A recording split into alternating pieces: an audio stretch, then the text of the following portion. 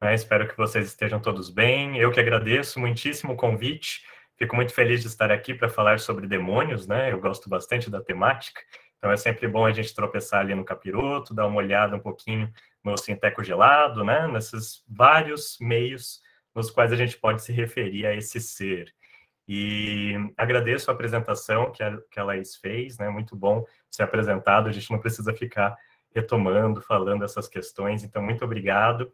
Agradeço também a organização do evento, é muito importante a gente ter essas possibilidades de conversas, de diálogos, até mesmo pelo viés de uma história pública, né? Integrando não só as pessoas como os pares, mas também outras pessoas que têm interesse, às vezes, num debate, num diálogo, sobre essas temáticas que a gente vem tratando aqui em diversidade religiosa e história. Então, ficamos bem felizes por isso, e agradeço também a Mariane, porque ela sempre esteve em contato comigo para possibilitar que eu estivesse aqui também com vocês.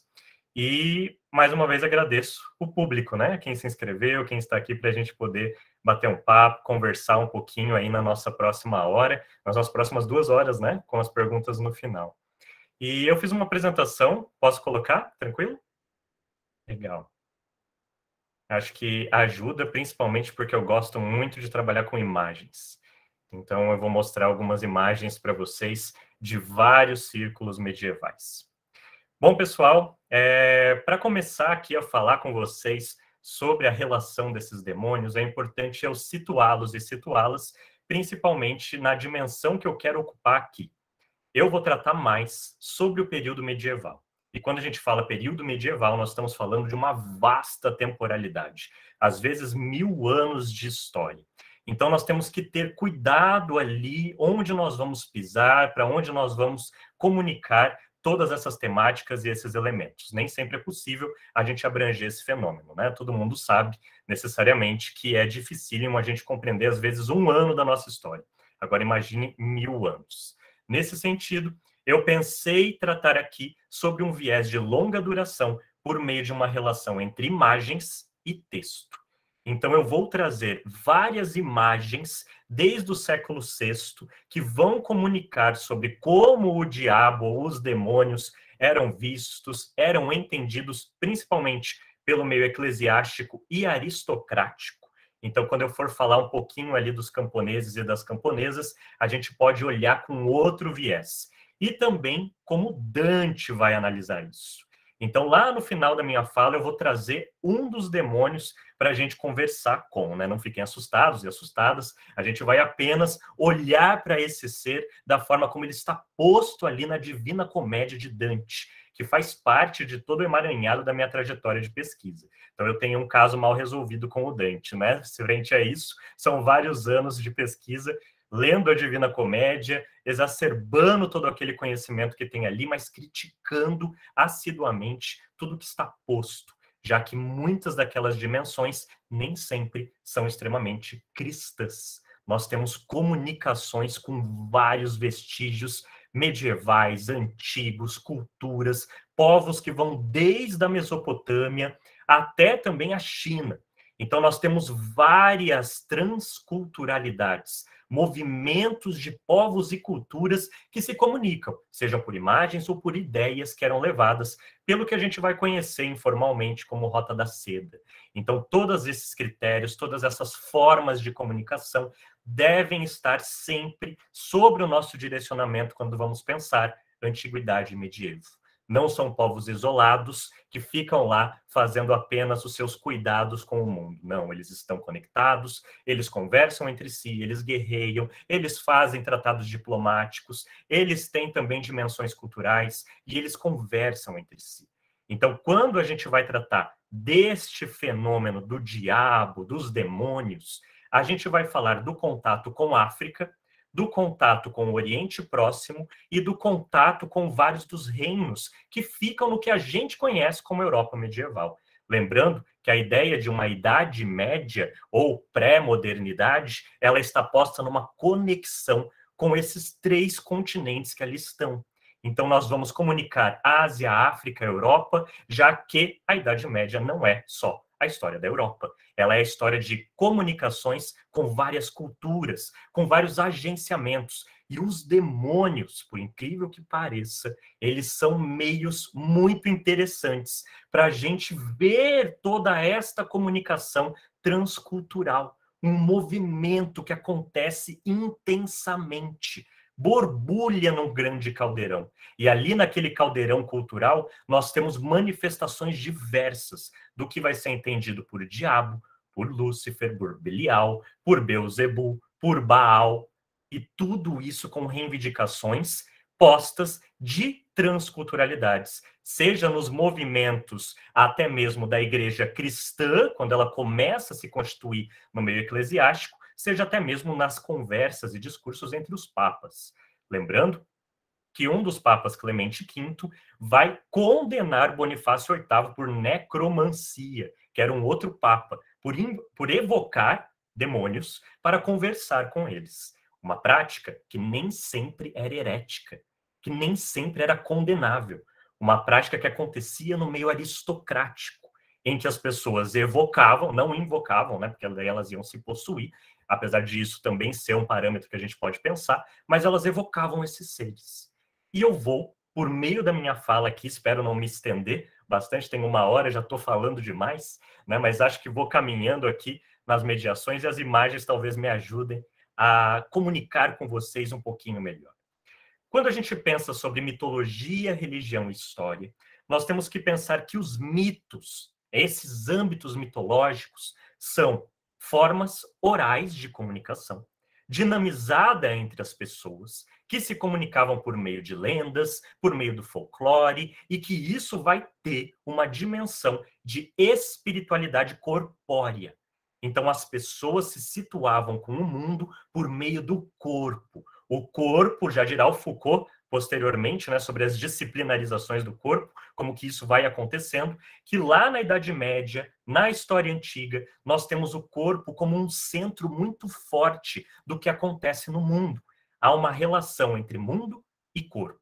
E este mundo não está repartido, ele faz parte do viés corpóreo. Por isso que os mitos usam muito as posturas para falar das pessoas. Vou me voltar para a esquerda para falar com Inanna. Vou me voltar para baixo para me comunicar com Ereshkigal. Essas ideias corpóreas são também manifestações da forma como esta experiência de mundo era comunicada.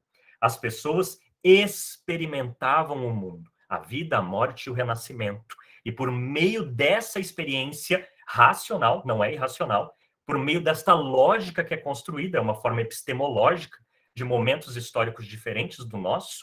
Então, tirem aquela forma binária ciência, epistemologia, vamos pensar aí várias epistemologias possíveis, e dentro desse ramo nós temos esses seres que vão sendo pensados. Mas como necessariamente a figura desse diabo, deste Lúcifer, ou dos seus capangas, vamos colocar assim, vai emergir nesse cenário?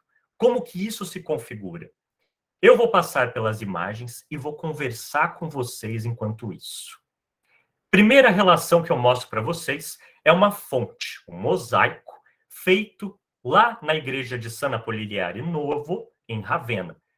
Durante esse momento do século VI, nós temos um domínio do Império Bizantino, ou melhor, Império Romano. Ali nós temos todo um domínio desta região que vai estar atrelado a um rei chamado Teodorico. E ele vai também estimular construções de mosaicos.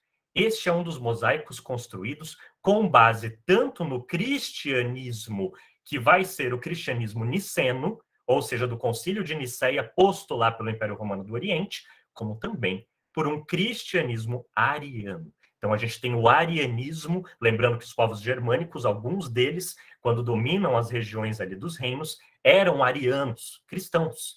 Então, a gente tem uma dimensão interessante para se pensar essas modulações. Aqui nós temos uma das que é tratada como uma das primeiras imagens do Lúcifer, ou do diabo, apesar de eles não estarem atrelando este nome a esta figura. E eu estou falando para vocês deste anjo azulado que está ali do lado esquerdo de Cristo. Este anjo azulado e do outro lado um anjo avermelhado, há aspectos simbólicos que podem ser dimensionados aqui. Vejam, Cristo está mostrando do lado direito aquele que é vermelho. A cor do vermelho, uma cor sagrada que relaciona ao fogo, que purifica, que vai para o alto. Este fogo vem das vertentes de serafim, né? Lembro da Wanda, inclusive, que quer dizer saraf, serpente abrasadora. Os anjos são serpentes de fogo. Ué, mas a serpente não é o diabo? Calma, a gente vai chegar nas dimensões como essas construções vão acontecer. Mas os serafins eram tidos como agentes do fogo. Do outro lado, nós temos um anjo azulado, um anjo que caiu porque apagou. Ele não é mais aquele vermelho. E ele é considerado um anjo que está no ar. E este anjo aéreo, ou seja, com base no ar, neste elemento, está colocado aqui justamente porque o ar emana a invisibilidade. Ele está nos lugares que a gente não vê, mas a gente pode respirar. E lembrando que o medievo acreditava também, não vou falar de uma forma generalicionista, mas não quero generalizar nada, de que havia uma dimensão da respiração como um viés de doença. Então, essas relações traziam bastante esse fenômeno. Isso na Mesopotâmia também, apesar de eles não chamarem de demônios. Nós temos deuses que fazem isso. Então, aqui nesta figura azulada, há também o símbolo do cabrito, da cabra que está abaixo dele. Enquanto do outro lado direito de Cristo, há ovelhas, o grande rebanho. Essa relação é importante, já que a cabra ou o cabrito vão ter uma dimensão negativa no medievo, sendo relacionados aos judeus, aqueles que também atentaram contra a morte de Cristo. Já as ovelhas são o grande rebanho levado por esta divindade. Então, esses parâmetros simbólicos são pensados. A imagem no medievo é uma imagem viva. E eu digo mais, até hoje ela é viva, né? Essa imagem pontua memórias e ela estimula algo que está invisível a se tornar visível. Para nós que somos bombardeados por imagens, isso pode parecer estranho. Mas para uma temporalidade na qual você modula essas imagens e essas imagens ficam belas, isso traz uma vivência de presença daquela manifestação. Não é à toa que nos manuscritos medievais, quando algum monge desenhava um demônio, às vezes ele já rabiscava. Porque vai que ele vem. Vai que ele volta contra mim. Então a imagem ela tem um poder de vivência muito diferente do que a gente está habituado a visualizar, quase que de uma forma posta numa divisão entre aquilo que eu vejo e aquilo que eu sou.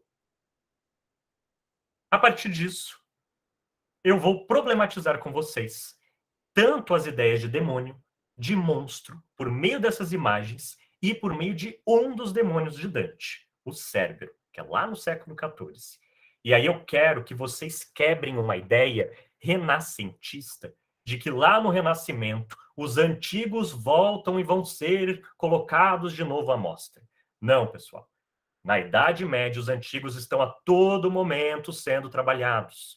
Há arquitetura, há modulações, há esculturas, pessoas encontram cultura material e elas querem entender o que é aquele sátiro, o que é aquele Zeus. Então, não é somente no Renascimento que isso volta. O humanismo a gente trabalha desde o século XII. Então, há um longo processo de construção.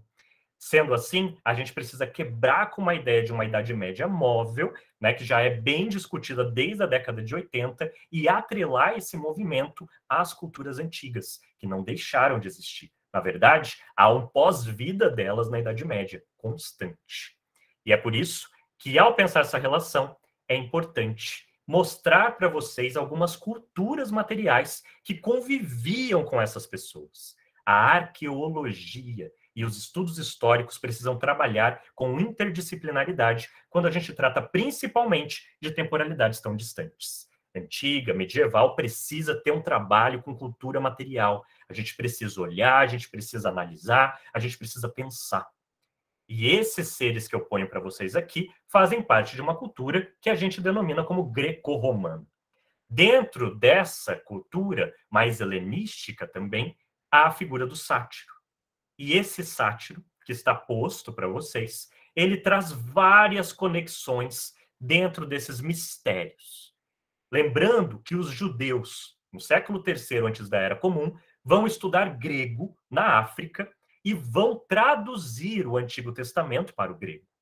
Então, nós temos nessa tradução a ideia de Satã, que é colocado como um adjetivo, aquele que é o opositor, sendo traduzido para o grego como diabolos, o acusador, dando um nome também para ele como uma referência. Então, ao invés de um adjetivo ou um posto hierárquico, que também era um posto dentro das castas angelicais, ele se torna uma figura temida. E o diabolos vai movimentar esse raciocínio. No século II e no século IV, essa dimensão vai tomar outras formas de direcionamentos, já que os antigos deuses, as deusas, vão ser denominados e denominadas como daimons. A tradução de Ruá ou Aru, né, que do hebraico seriam esses seres que são deuses, porque lá no judaísmo antigo a gente tem uma monolatria no início, então muito do Deus de Yahvé competia com os deuses e as deusas antigos, não era necessariamente um deus só, havia uma competição nessa relação que depois vai se transformar nesse monoteísmo, ou seja, falsos deuses e um deus único. Nessa dimensão, eles vão ser intitulados, esses outros deuses, como daimons. E daimon quer dizer relação entre o divino e o terreno. Fazer um relacionamento e também, que vem do grego, semear, distribuir. Daimon quer dizer aquele que semeou. Lembrem-se que, dentro do livro de Enoque, quando os anjos caem no século I da Era Comum, um livro escrito também no Egito, então a gente está pensando África, lembrem-se disso, dentro desse quesito, esses anjos são semeados na terra, os daimon. Esses daimon podem se relacionar com os seres humanos, mas eles não perdem a inteligência angélica. Por isso, lá naquela outra imagem anterior, nós temos um anjo diabo manifestado dessa forma. Ele é um anjo que caiu. A gente vai ter os Néfilins, que vão ser os gigantes, dentro da tradução do hebraico. E aqui, os sátiros, que vão ser também nomeados como daimons. São Jerônimo já vai dizer sobre isso. Principalmente, fique longe do vinho que atenta aos jovens. Imagina a gente ficar longe do vinho, pessoal. Nossa, que tristeza. Mas, enfim. Fiquem longe do vinho porque há uma tentação ali frente a um demônio que pode agir. E aí a gente lembra da cultura material. Olhem esses sátiros, símbolos do deus do vinho Baco, que carregam em sua mão o falo, sendo representados desde o século II em escritos neoplatônicos como agenciadores da luxúria, aqueles que estão agenciando contra o corpo, e por isso são fenômenos negativos. E essas distinções não vão ser feitas somente com a ideia greco-romana, lembrando que Grécia e Roma colonizaram outras terras. Então, eles foram para a Turquia, foram também para a Península Ibérica, ao norte da África, lembre-se de Cartago. Então, a gente tem também uma dinâmica de todo esse movimento de ideias e culturas. Além disso, a comunicação com o Egito, que é o deus Bes, esse deus que vocês veem aí. Um deus que está com a boca aberta, língua para fora, é pequeno e traz sempre uma arma na sua mão. Esta arma, que vai ser ensinada no livro de Enoque, ou seja, os anjos que caíram, ensinaram a guerra para os seres humanos. Então, quando você olha para essas imagens e você está naquela temporalidade, ela pode te remeter a essas associações, caso você seja alguém engendrado no cristianismo. Então, há uma modulação. E esse Bes vai ser utilizado no medievo. Demônios, diabo, boca aberta, língua para fora. A gente lembra até de Kali, pensando nas questões da própria religião hindu, como que isso vai se movimentando. É um deboche da divindade. E os anjos, sempre calados, boca fechada e às vezes sérios, nunca rindo. Então, há uma ideia bem interessante para a gente pensar essas relações. E é por isso que a gente volta os nossos olhos para o medievo. Olha só o salto que a gente vai dar. Estávamos pensando na Antiguidade Tardia, agora vamos para o século XIII. Século XIII, e nós temos duas imagens aqui. A do lado direito, um sátiro. Então, vejam. Aquela cultura material sendo apropriada pelo medievo e sendo colocada novamente num livro chamado Bestiário, em que eles descreviam animais, híbridos, monstros, e como que eles povoavam esses cenários. Esse sátiro tem algumas ideias que devem ser lidas.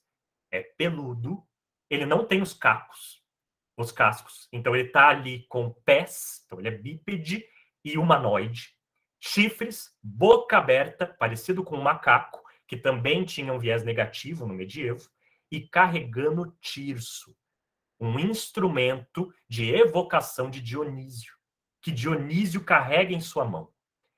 O tirso era também fálico, ou seja, se ele está andando para o lado esquerdo, provavelmente nós temos um viés negativo atrelado a essa figura. Mas onde está essa figura? No livro das bestas, não dos monstros. A gente já vai chegar nessa dimensão. Do outro lado esquerdo, vocês veem um manuscrito encomendado por uma mulher, uma rainha de Ingeborg. Sim, as mulheres também, algumas, né, liam, escreviam e dinamizavam muitas ideias. Lembrando que Hildegard de von Bingen, que era de um convento do século XII, vai descrever o orgasmo feminino no convento. Então, a gente tem várias dimensões interessantes para pensar o papel da mulher também. E ela encomenda esse saltério, um livro de horas, para o seu futuro esposo, Felipe II da França, considerado adúltero. Inclusive, até o Papa tenta fazer com que ele não fosse, para que ele confirmasse o casamento com a rainha Ingeborg. Mas ele não faz isso, continua lá com suas duas esposas. Sendo assim, a rainha Ingeborg encomenda uma obra para que ensine a virtude para Felipe II. Então, é essa obra que nós temos aqui. E ela retrata para nós, aqui do século XIII, uma ideia que já vinha sendo trabalhada desde o século VI, escrito em grego, chamado de Lenda do Teófilo, e que vai ser traduzida para o latim no século IX, e que depois vai dimensionar vários estatutos do período medieval. Essa obra, da Dinamarca, ela tem uma iluminura que ilustra essa lenda do Teófilo, que é necessariamente um bispo que perde o seu cargo, fica super triste por tê-lo perdido e decide fazer um pacto com o diabo para conseguir retomar esse seu posto eclesiástico. Ele faz o pacto, se ajoelha, coloca as duas mãos em frente ao demônio. Lembrem-se, isso não era uma postulação de oração, era um ritual senhorial. Você ajoelhar, pôr as mãos assim em forma de reza e o outro colocar as mãos por cima, configurava que o pacto havia sido atrelado e estava funcionando. Isso era um ritual senhorial que vai passar a ser uma oração. Aqui nós temos, então, o bispo confirmando o pacto e o demônio dando a cartinha, o documento, né? Olha lá, nós temos aqui a sua assinatura, está tudo certo entre nós. Vejam só, uma sociedade de contrato também. Abaixo, o bispo se arrepende. Aí ele vai a Maria. A Mariologia se torna tremendamente forte no século XII. E Maria vai ser aquela que vai bater no diabo, que vai bater e esmurrar a serpente. Tem até figuras dela fazendo jiu-jitsu no diabo. É muito interessante essas figuras que nós temos ali nas iluminuras medievais. E ela confirma, então, não vou refazer isso aí. Ela conversa com o diabo, eles entram num acordo, ela dá umas pancadas nele e ela pega de volta o contrato e o rasga. Ou seja, ela salva o bispo. O que eu quero que vocês vejam aqui? A ideia do pacto, que tem muita dimensão desse exercício, e a ideia da figuração desse diabo. Sátiro também. Rabo, pelugem, chifres, escuro. Ou seja, do azul primeiro, a gente está passando para o preto. E isso tem a ver com os povos núbios. Há um contato intrínseco de batalhas na Núbia. Os numídeos, por exemplo, e os africanos vão trazer também essa dimensão. Fica aí um vestígio interessante para se pesquisar também. Dentro desse exercício, passamos então para o século XIII, ou o século XIV, com esta imagem de Giotto de Bodoni. Aqui, nesta imagem, nós já vemos um demônio central, gordo, que equivale à ideia da gula. Então, ele está comendo as almas da nada, ele está buscando comê-las para degluti-las, transformando-a em fezes. Ou seja, o diabo digere o pecado. Ao digerir o pecado, ele destrói o corpo. E esse corpo se refaz, é eterno, e é destruído novamente. Então, todos esses diabos aqui estão muito atrelados à cozinha. Eles vão cozinhar as almas, eles vão espetar as almas, eles vão cortar em pedacinhos para comer, eles vão dividir essas almas. Ou seja, há um viés do exercício de comer, deglutir, para ser uma alegoria da morte. Mas é uma morte diferente, porque essa morte, ela é sem esperança. Você não tem mais um viés possível. Você é morto, vai para o inferno, vai ser deglutido e cai no esquecimento. Essa é uma das vertentes principais do modelo infernal. E vejam as cores. Começa no vermelho, vai para o acinzentado, azulado e vai para o preto. 3 cores que demonstram a época em que Lúcifer era belo, foi caindo, se transformou e se tornou negro, devido a toda essa dimensão do pecado. Então, a escuridão vai também ser um direcionamento interessante para se pensar essas modelações. E aqui a gente vê diabinhos pequenininhos que lembram o deus Bes da mitologia egípcia. Então, eles são peludos, são pequenos e outro detalhe, carregam asas de morcego. Sim, é a partir do momento do 13 que a gente vai ter um morcego com estas ideias sendo postuladas no demônio. Então é ali que há uma configuração. Dizem até que Giotto foi um dos que trouxe essa vertente desde os registros que a gente obtém e que vai ser estimulado por Dante na Divina Comédia. Seguindo essa dimensão, a caminho então para outras iluminuras. Esta do lado esquerdo, que vocês veem a tentação do diabo no monastério. E o monge com um pedaço de pau para tentar mandar o diabo embora. Mas vejam também que há várias figurações ali. Primeiro, nós temos a imagem do sátiro, que ainda se mantém. A imagem das mãos híbridas, quase que ligadas à água, então uma barbatana possível. E nós temos um cachorro de 3 cabeças, o cão.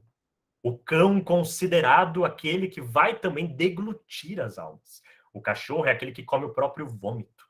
É aquele que sempre está com fome. Vai ser uma imagem muito utilizada no medievo, nos bestiários, para se referir ao diabo.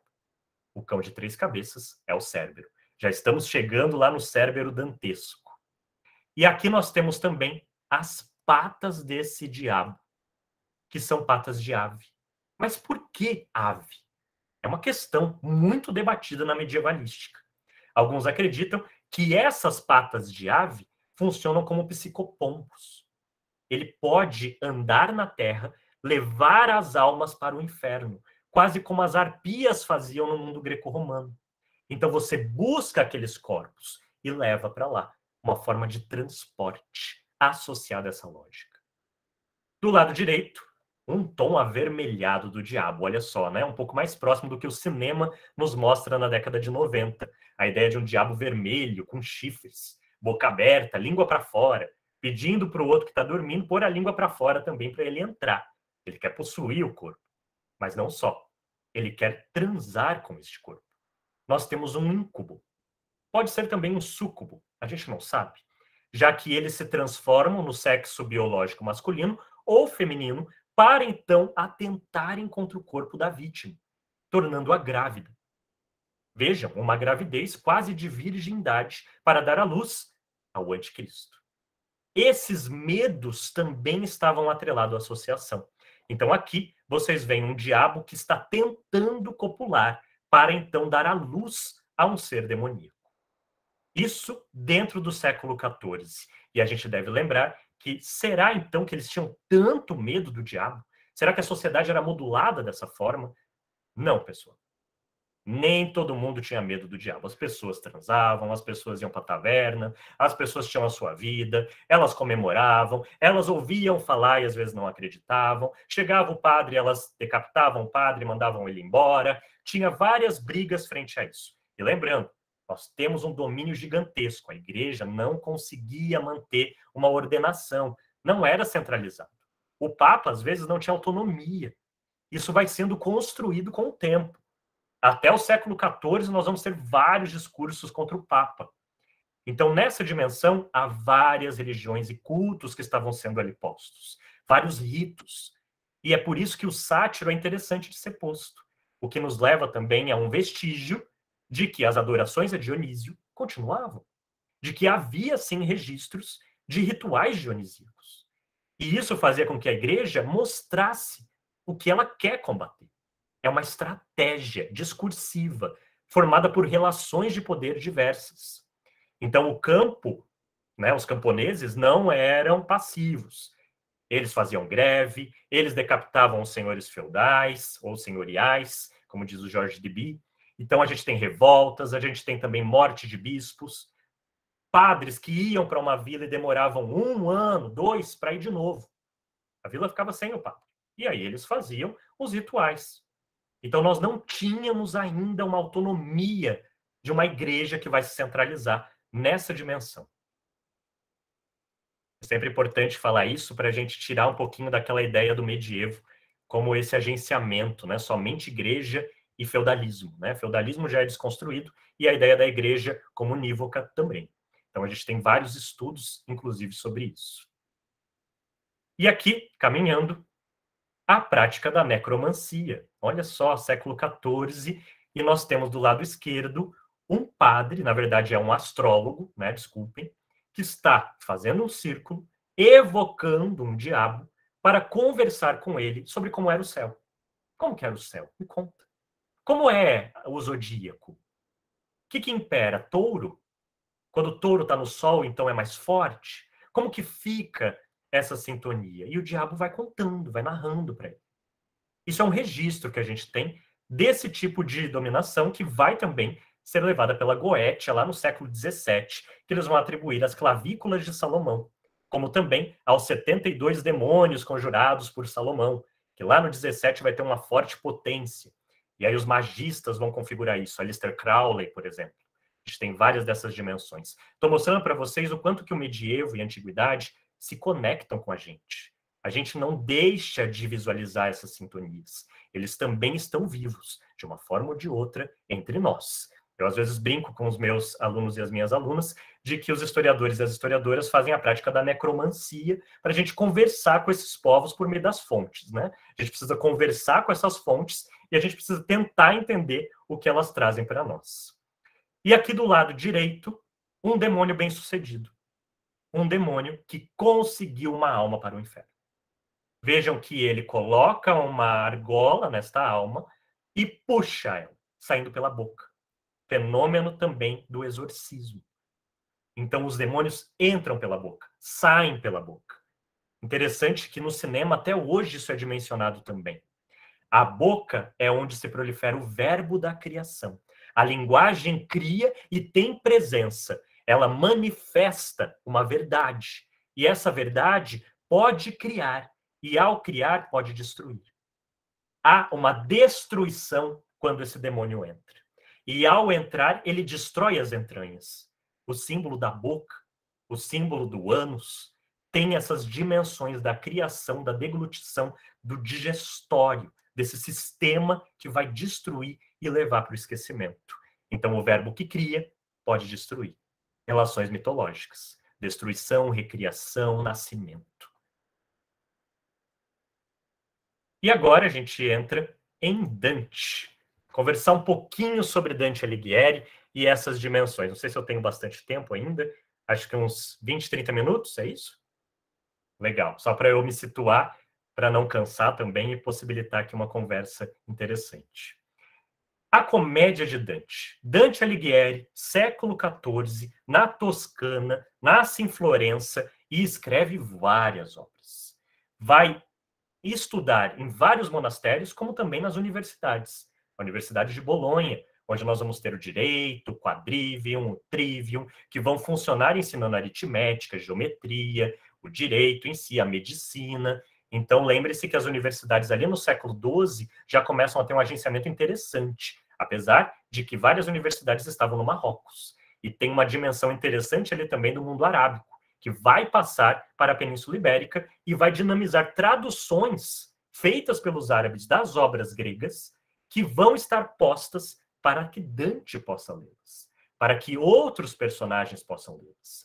Então, os árabes, principalmente com a Casa da Sabedoria no século X, em Bagdá, vão construir um agenciamento de bibliotecas para a tradução de obras. E vão dissipar muitas dessas obras, trazendo um movimento do translatio studiorum, como dirá Alain de Libera, que é um estudioso que trata dessa temática. E aqui, a Comédia de Dante no século XIV, que é escrita de 1304 a 1321 e dividida em 3 partes: Inferno, Purgatório e Paraíso. Dante havia sido exilado de Florença por conta de um golpe político dado pelo Papa Bonifácio VIII em relação com os guelfos negros, partido antagônico ao de Dante, já que Dante fazia parte do Conselho dos 100. Sim, Dante governava a cidade de Florença junto com mais 99 pessoas. Não eram um pacto senhorial.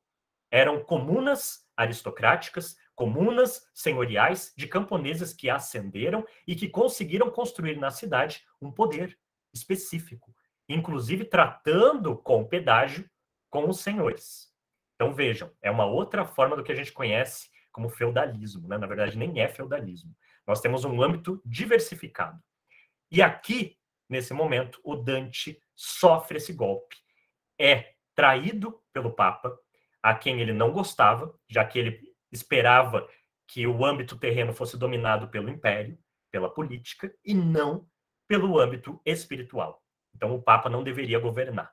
Era necessário que a cidade se governasse por meio dessas famílias, dessas pessoas que eram também eleitas. E o Dante acaba sendo exilado de Florença, viajando pela Toscana, Emiliana-Romagna, e ao viajar, aprendendo, lendo, escrevendo cartas e tentando voltar para Florença, dando golpes também para tentar tirar aquele povo de lá para ele assumir. Então a gente tem uma pessoa do âmbito político, do âmbito religioso, do âmbito cultural, que está ali no social, tentando construir a sua imagem. E ele escreve essas obras no exílio. O Inferno, Purgatório e Paraíso são obras feitas por Dante de forma revelacionista. Ele escreve uma carta para Can Grande de la Scala, no século XIV, falando que a obra dele deve ser lida como se lê a Bíblia. É necessário usar 4 técnicas: a literal, a anagógica, a alegórica e a moral. Por meio dessas técnicas, você consegue hermeneuticamente entender o que eu tenho a dizer, diria o Dante. E aí, essas técnicas passam a modular a viagem deste Dante, que está ali na comédia, sendo guiado pela alma do poeta romano Virgílio, pelo purgatório, pelo inferno, e chegando ao paraíso com a amada Beatriz, quem ele amou, e que possibilita o encontro com Deus por meio de São Bernardo, que era da área da Ordem do Templo, dos Templários, que, lembrem-se, vão ser julgados no século XIV por Felipe o Belo, Felipe IV, principalmente os de Molay, porque adoravam Bafomé, porque adoravam o diabo. E também Bonifácio VIII, inimigo do Dante, entre aspas, vamos dizer assim, né? Apenas para facilitar o entendimento, vai ser também, por Felipe IV Belo, condenado este Bonifácio VIII à necromancia. Então vejam qual é o sintoma que a gente tem. Um rei da França que quer tomar o poder do Papa, que mata o Papa, que julga o Papa, que tem toda essa dimensão. Isso nos mostra a descentralização desses poderes e a forma como eles têm relações de poder que vão se agenciando. E o Dante querendo ocupar Florença, voltar as rédeas para os guelfos brancos.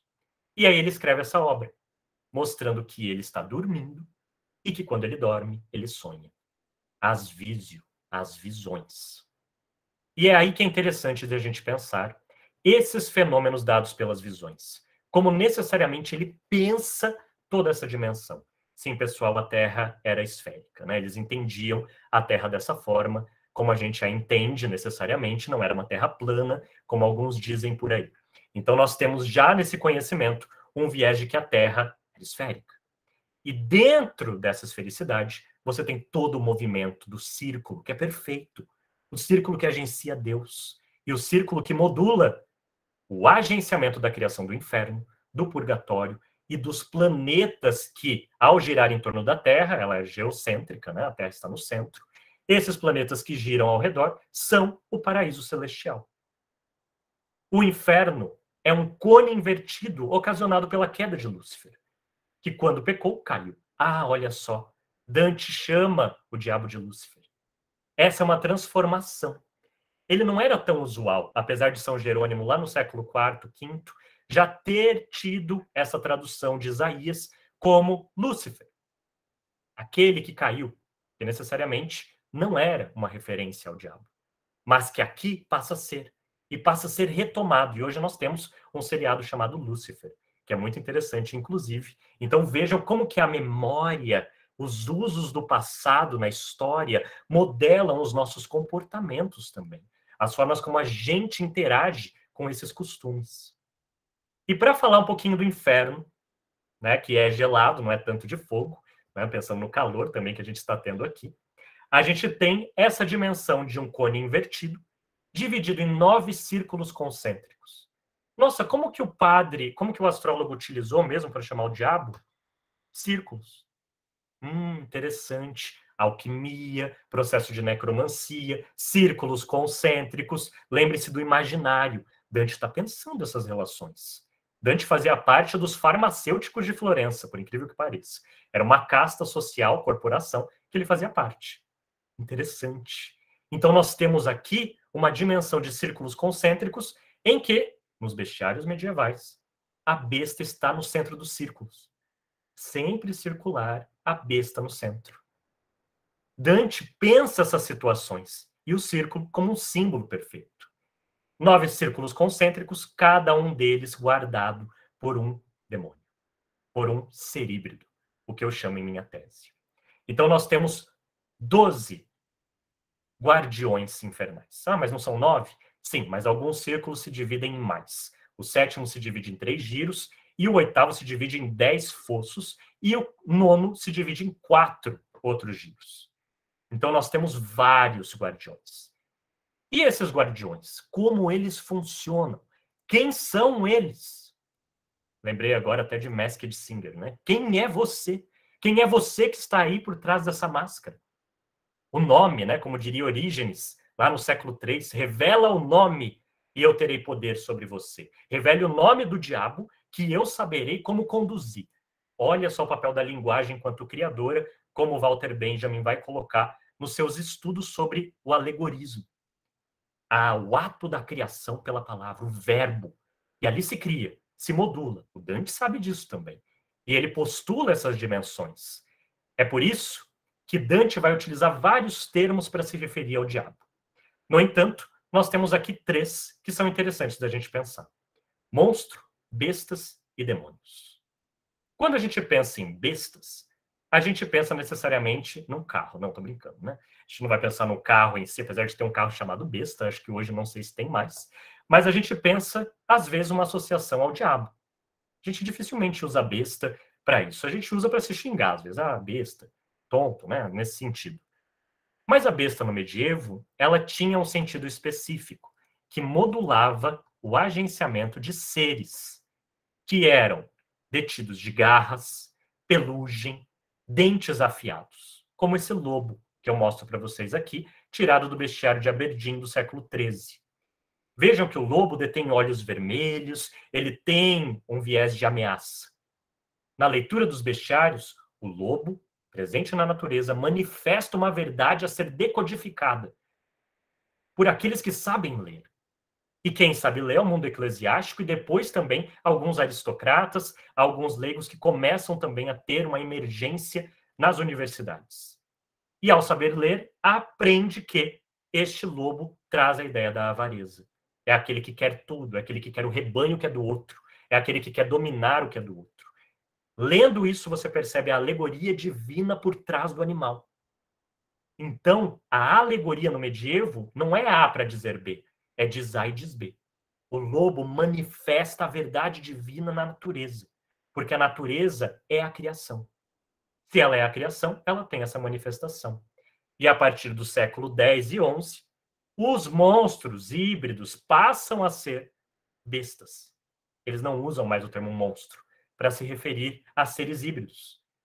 Porque monstro, no medievo, queria dizer portento, mostrar. não tem nada a ver com o que a gente entende como monstro hoje. Monstro hoje é uma ideia do sobrenatural. No medievo não tinha ideia de sobrenatural. A natureza manifestava a sua vontade no cotidiano. E ali estava a criação. Tudo está numa cosmologia ordenada. Não há uma divisão entre o que está lá e o que está aqui. Não tem Descartes ainda para falar o discurso do método. Olha, vamos fazer assim, assim, assado. Não. Eles entendiam a natureza de forma corpórea. As árvores e suas raízes são como as minhas veias, que bombeiam seiva lá, bombeiam sangue aqui. Eu me uno a esse ambiente. E eu passo a tentar pensar essa modulação. Então vejam como necessariamente o monstro tem a ver com mostrar. Mostrar tem a ver com metamorfose, transformação. Aí nós podemos usar monstro. Senão, são demônios. Então, nesse sentido, nós temos também as figuras de demônios e as figuras desses seres monstruosos que acabam tecendo essas considerações. Vejam nessa imagem os demônios levando para uma boca grandiosa os danados para serem deglutidos e mastigados. Que interessante. No entanto, na Divina Comédia, Dante, necessariamente, vai se aproximar muito mais da terminologia daimon do que do demônio cristão. E é aí que está o interesse aqui, das pesquisas que eu venho desenvolvendo. Para mim, Dante, esses seres demoníacos do inferno, os guardiões, eles não são demônio no sentido cristão somente, o maligno que opera. Eles são gênios, eles são brilhantes e detêm intelecto. Eles conversam e eles dão dicas sobre os mistérios da divindade. Somente passando pela iniciação do inferno que você atinge o paraíso. Você precisa pecar. Você precisa aprender com isso. E ao aprender com esses seres, você atinge o purgatório. Lembre-se, purgatório é o tempo que age. Então você é um deslocamento no tempo e no espaço. No inferno, no paraíso, não. Inferno e paraíso é eterno. Há um deslocamento no espaço, não no tempo.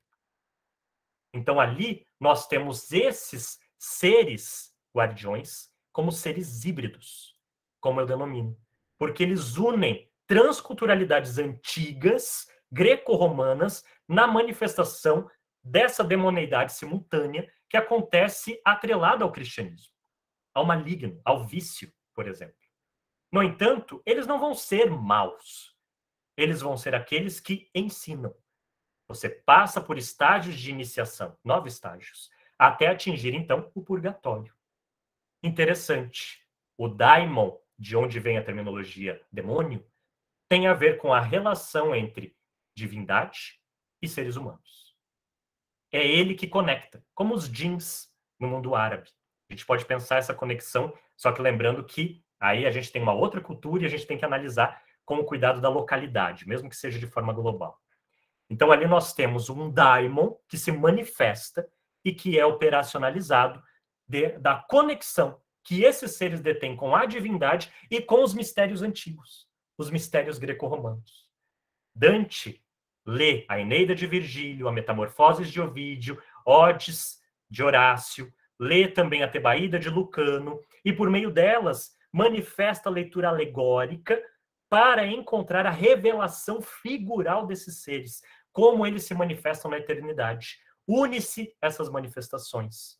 E aí Dante usa 3 palavras para se referir a esses seres: besta, fera e demônio. São só essas 3. Ele não usa monstro. Ele só usa monstro no deslocamento no espaço e no tempo, que é no purgatório. Quando nós temos no canto 30 a ideia de um carro grandioso que se manifesta e se transforma num grandioso dragão. Aí ele diz: olha o que aquilo mostra, o monstro. Esse monstro é a metamorfose do carro, a profecia do futuro.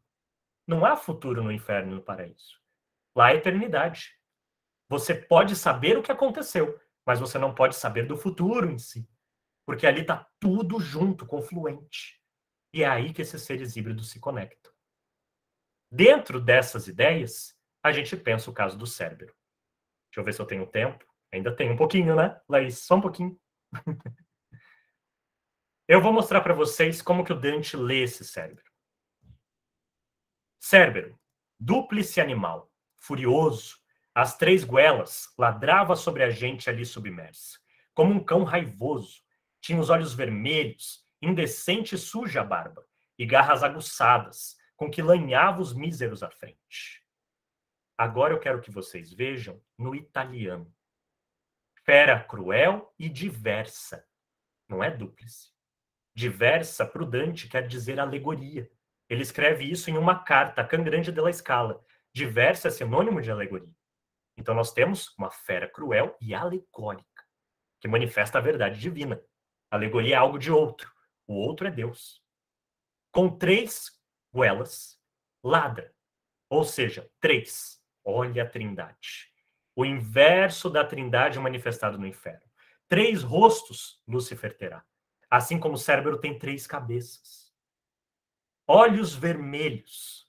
Com as mãos, pega os espíritos, tira suas peles e divide-eles para comê-los. Ele é o detentor e guardião da gula. Vejam na Tebaída de Lucano.